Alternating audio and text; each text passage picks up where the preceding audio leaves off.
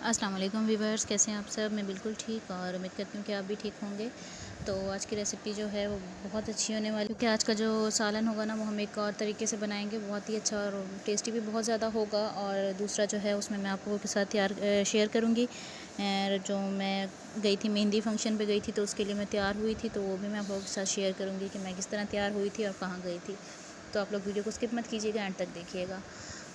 तो यहाँ पे मैंने पहले ना जो मूंगी की दाल होती है ना, तो उसको मैंने पहले भिगो के रख दिया था, जो काफ़ी सॉफ्ट हो गई थी।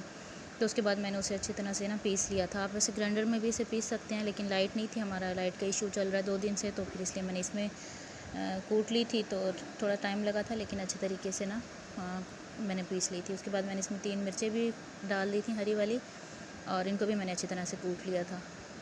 तो उसको मैंने थोड़ा सा ना अच्छे दरदरा सा कूटा है, बहुत पेस्ट नहीं बनाया इसका। उसके बाद हमने इसमें ऐड किया सूखा धनिया पाउडर। ये मसाले जो हैं वो आप अपने टेस्ट के अकॉर्डिंग इसमें ऐड कर सकते हैं, और नमक ऐड किया। इसके बाद मैंने इसमें सुरख मिर्च, हल्दी और साबुत ज़ीरा डाला है। तो ये चीज़ें डाल के हम इसे अच्छी तरह मिक्स कर लेंगे।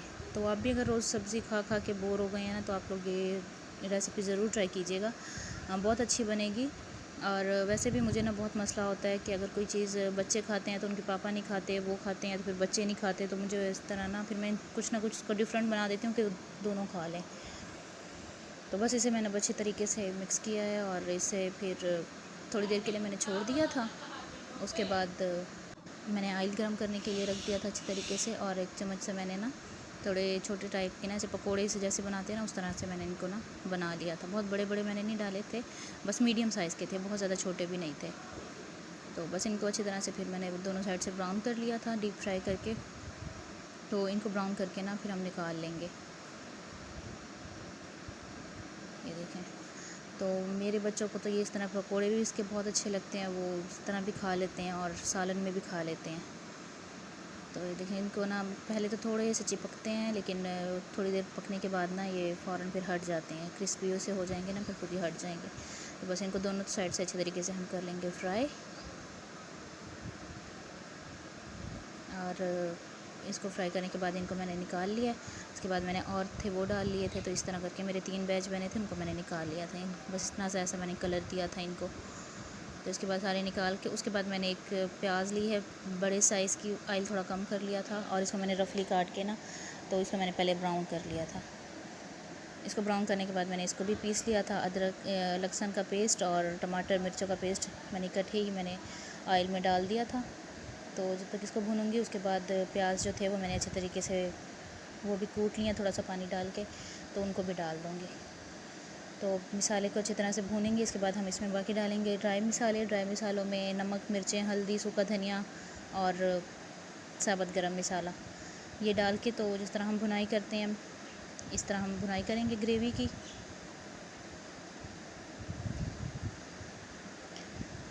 तो ग्रेवी की भुनाई करने के बाद जो है थोड़ा सा अगर आपको ज़रूरत पड़े तो आप थोड़ा सा पानी डाल सकती हैं। वैसे मैंने जो प्याज का पेस्ट डाला था और टमाटर वगैरह का पेस्ट डाला था ना, मैंने उसी में पानी डाल के खंगाल के वही डाल दिया था।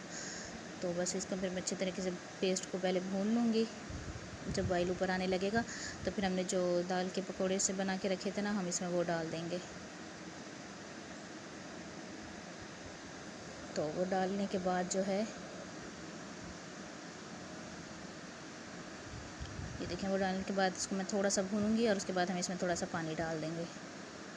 अच्छा, पानी डालते हुए आप ये ख्याल कीजिएगा कि बिल्कुल थोड़ा सा पानी नहीं डालिएगा, क्योंकि जब ये बॉयल होते हैं तब भी ये पानी को ना एब्ज़ॉर्ब कर लेते हैं, और थोड़ी देर रखने के बाद भी ना ये पानी अपना बहुत ज़्यादा एब्ज़ॉर्ब कर लेते हैं, तो फिर वो बिल्कुल ड्राई हो जाते हैं, वो सही नहीं लगते। तो थोड़ा सा पानी ज़्यादा रखिएगा। उसके बाद मैंने गरम मसाला थोड़ा मोटा सा कूट के, और वो भी मैंने डाल दिया था। तो बस ये हो गई हमारी रेसिपी रेडी है, हमारा खाना तैयार हो गया। इसका टेस्ट बहुत ही अच्छा होता है, दाल से बिल्कुल हट के डिफरेंट लगता है, बिल्कुल दाल वाला टेस्ट ही नहीं आता। तो आप लोग रेसिपी को ज़रूर ट्राई कीजिएगा। तो खैर, इसके बाद अब हम जा रहे थे मेहंदी फंक्शन में, हमारे रिलेटिव्स की थी। तो फिर मैं मेहंदी के लिए तैयार हो रही थी, बच्चे सो गए थे, तो मैं और हस्बैंड जा रहे थे। तो फिर मैं मेकअप कर रही थी, नहा के तो आई थी, लाइट चली गई थी, फिर मैं लाइट का वेट कर रही थी। उसके बाद लाइट आई है, तो फिर मैं तैयार हुई हूँ। तो मेरी तैयारी में बस सबसे पहली जो है वो मेरी बीबी क्रीम है, हिमालय की है, और उसका रिज़ल्ट बहुत अच्छा है। उससे वो वाटर प्रूफ है, उससे ना पसीना वगैरह भी ऐसा कुछ भी नहीं आता, और अगर आ भी जाए ना तो आपकी बेस नहीं ख़राब होती। तो पहले मैंने वो लगाई है, उसके बाद मैंने शाइनर लगाया जो मुझे बहुत ही ज़्यादा पसंद है, और उसके बाद जो है मैंने महरून कलर का लिप ग्लो लगाया है, और उसके बाद मैंने मस्कारा। मेरे मेकअप में सिर्फ ये 4 चीज़ें होती हैं मेरी, इसके अलावा मैं और कुछ भी नहीं लगाती, और ना ही मुझे कोई और मेकअप पसंद है। Like eye shade, blush on, ये वो मुझे कुछ भी ऐसा नहीं अच्छा लगता, और बेस भी मुझे बनाना अच्छी नहीं लगती। तो बस ये था मेरा ड्रेस, और मैंने बस चूड़ियाँ वगैरह कुछ भी नहीं पहनी थी क्योंकि गर्मी बहुत ज़्यादा थी। तो बस मैंने एक कंगन पहन लिया था, रिंग्स मुझे बहुत ज़्यादा पसंद है। और उसके बाद जो है जी, ये था मेरा ड्रेस, और इस मेरे ड्रेस के एम्ब्रॉयडरी से रिलेटेड ही मेरे पास मोतियों की माला पड़ी थी, मैंने वो पहन लिए थे। और बालों का जो है वो मैंने किया था जूड़ा, और उसके बाद जो है मेरे झुमके, मुझसे डिसाइड नहीं हो रहे थे मैं कौन से पहनूं, क्योंकि इसमें एम्ब्रॉयडरी, पहले मैं ये महरून पहन रही थी लेकिन ये फिर हैवी थे, सहारों के साथ हैं लेकिन ये हैवी हो गए थे बहुत ज़्यादा। फिर उसके बाद ये दूसरे महरून जो थे, ये भी मुझे नहीं अच्छे लगे ना पहनना। मैंने कहा ये भी नहीं पहनती, क्योंकि मुझे ना बालियों से ज़्यादा झुमके अच्छे लगते हैं। तो मेरे पास गोल्डन कलर के झुमके पड़े थे ना, फिर मैंने ये पहन लिए। बस ये मेरी हो गई थी तैयारी रेडी। उसके बाद हम लोग गए, तो मेरी नंद भी साथ गई थी, क्योंकि मैंने कहा अकेले मैं जाऊँ ऐसे बोर होती रहूँगी, तो फिर हम दोनों साथ गए थे। और वहाँ की मैं नई वीडियो बना सकी थी, क्योंकि पराई जगह पे आप लोग ना ऐसे वीडियो नहीं बना सकते, तो हर चीज़ का ख्याल रखना पड़ता है। तो इसलिए मैंने ना तो वीडियो बनाई थी, ना कोई मैंने कुछ भी नहीं किया था। बस हम लोग जाके बस सिंपल अपना फंक्शन अटेंड करके आ गए थे। तो बस ये थी आज की वीडियो। मिलती हूँ अगली वीडियो में, तब तक के लिए अल्लाह हाफ़िज़।